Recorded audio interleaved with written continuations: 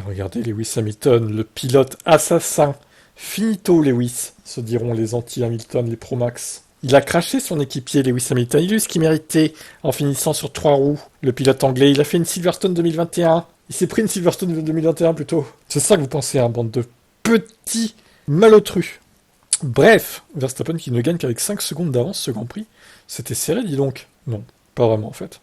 Derrière, on retrouve les deux McLaren, 2 et 3. Norris se dégoûtait d'ailleurs de la consigne d'équipe de McLaren de jouer les positions. Russell, bon, bah, au final, il est reparti dernier après le premier tour. Il finira quatrième. Bon, bah, la Mercedes avait un rythme plutôt correct. Après, derrière les McLaren, hein, quand même. Je dirais qu'il a sa place au final. Je pense pas il aurait fait mieux que ça, en fait, au final, Russell. Charles Leclerc, cinquième. Alonso, bon, Alonso, un peu brouillon hein, sur cette course. Grosse erreur, il a fait perdre 7-8 secondes.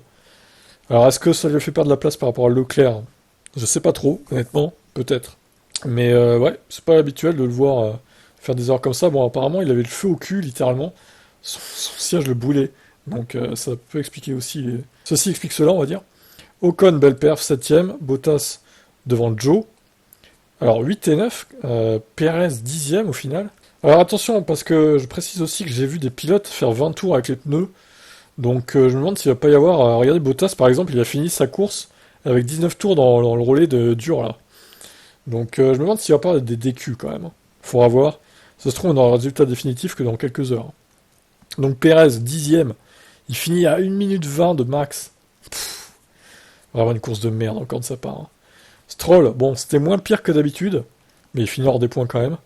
Gasly, Albon, Magnussen, Tsunoda, Hülkenberg, Lawson, bon, tous ceux on les a pas vus.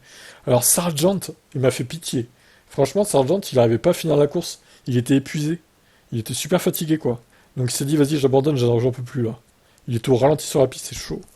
Bon, bah Hamilton, voilà, il s'est passé ce qui s'est passé. Pour moi, c'est plus faute à pas de chance, incident de course. Je mettrais pas vraiment la faute sur l'un ou sur l'autre. Malheureusement, c'est comme ça. Et ce que je disais dans le live, c'est étonnant que la voiture ait perdu la roue. D'habitude, elles sont plus solides que ça, les voitures. Bon, dommage. Et Sainz, bon, bah, il n'est pas parti, hein, vu qu'il avait une fuite d'essence.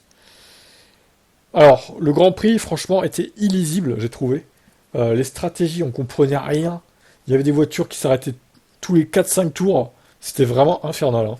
C'est une des rares courses qui sont autant illisibles niveau strat, hein. Franchement, c'était le gros bordel, quoi.